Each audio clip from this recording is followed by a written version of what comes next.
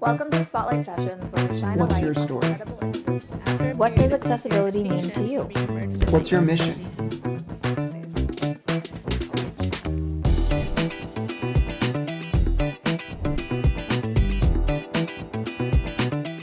Hello, and welcome to another episode of accessiBe's Spotlight Sessions, where we highlight disability advocates and changemakers. I'm so excited to be your host on today's episode. My name is Superior Arden, and I head up accessiBe's nonprofit partnership program. Today, our guest is Helen Wilson. So welcome, Helen. Thank you. Nice to be here. Amazing. So why don't we go ahead and get started? Can you tell us a little bit about yourself? Yeah, I've got a background I used to kind of develop e-learning resources at an FE college, and then I moved into teaching digital design. And from there, I've kind of moved into, I work at a local authority, content design, and kind of touched on accessibility in that role. But now I'm kind of here in the context of I'm doing research, I'm doing a PhD, and I'm here to tell you all about that. Amazing. So what is the work that you're doing now in the PhD and beyond? Yeah, so I'm really interested in younger people learning about the basic principles and awareness of digital accessibility, because we live in a world where most people now create some form of digital content and blissfully unaware that they might be excluding people. So I kind of came up with a model, or I came up with a model actually. I did a model in my workplace, but what I'm actually doing now is a model that of some basic skills and kind of principles that young people can learn. So we educate our next generation in the basic principles of awareness around digital accessibility, because I actually believe if we kind of look at our next generation and build it into their mindset through awareness, it becomes the norm and not an add-on like accessibility appears to be today. So what I'm really doing is kind of collecting and collating bits and pieces to potentially build and pilot a curriculum. And what I'm doing in my PhD is specifically looking at primary education, where young people learn the skills right at the very beginning before they establish any kind of preconceptions or anything. So they learn it from the offset.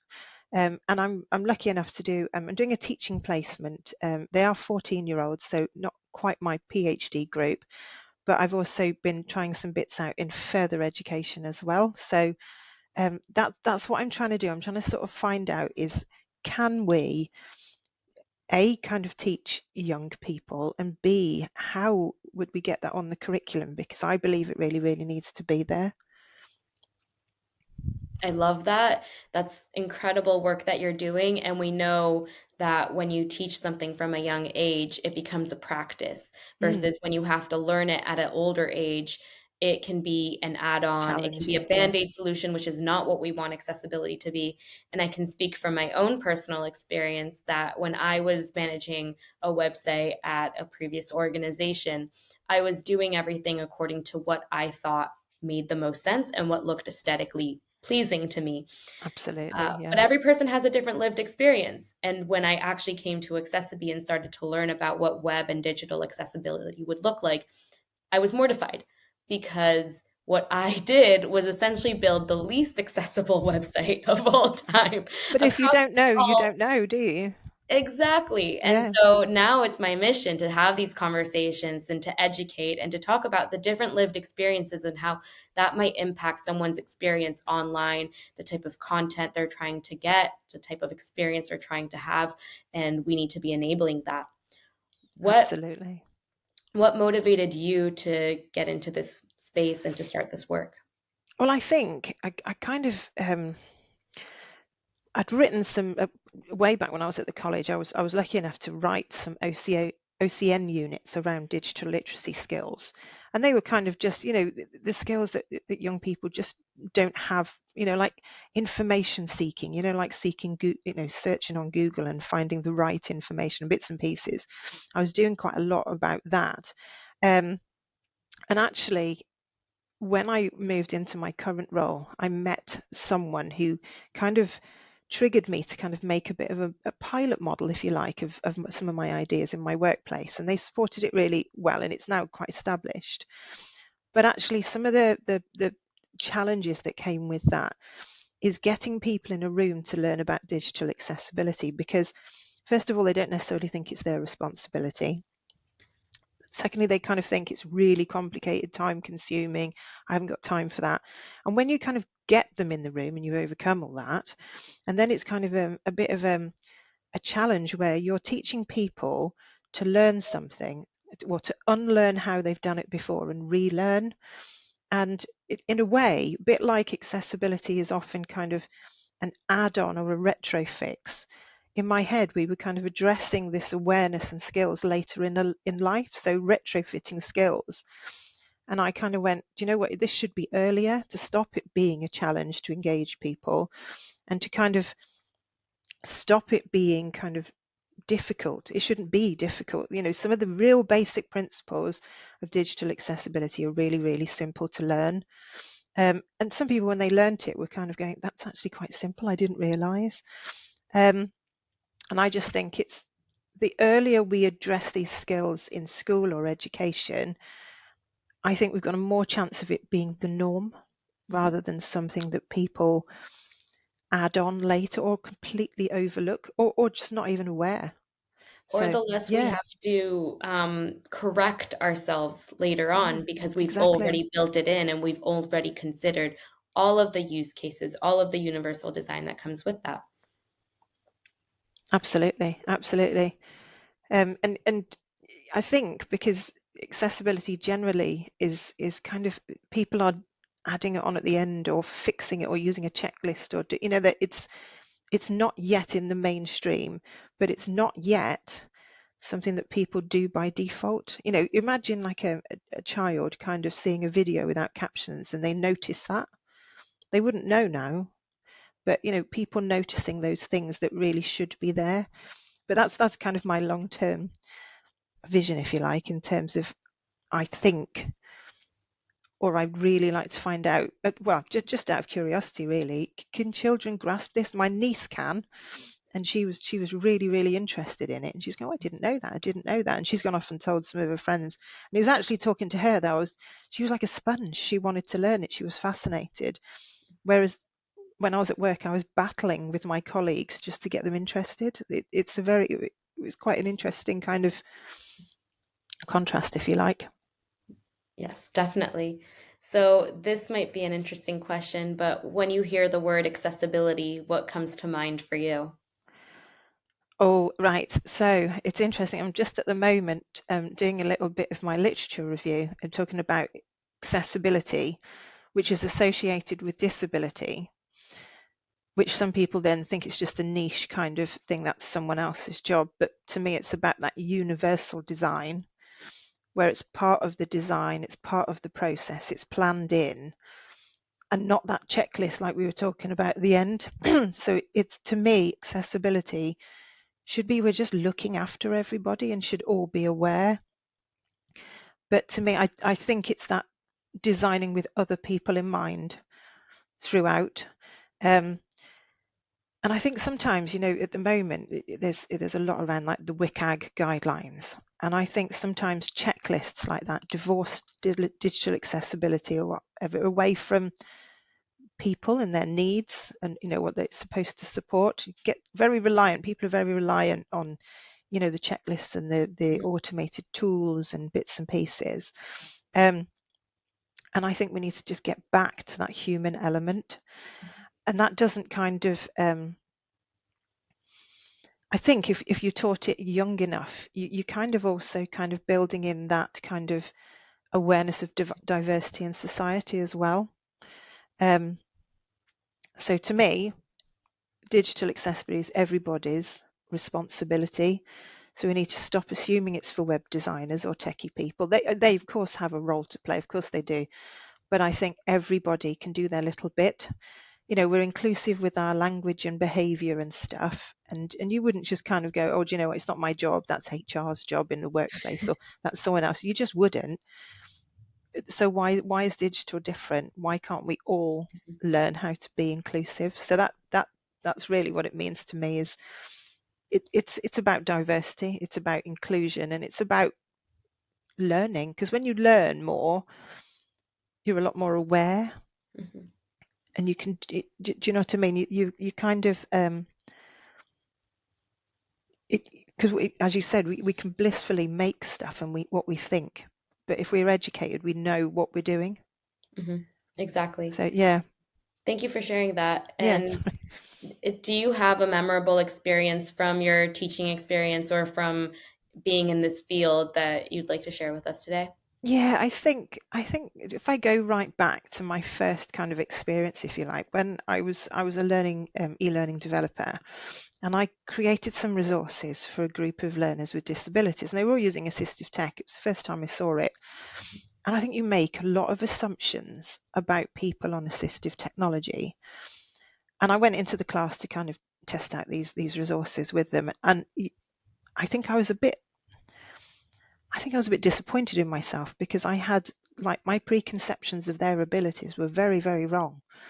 They were just they're just interfacing with the world differently using different things. So, I use an iPhone, you use a Samsung, we all just interface differently.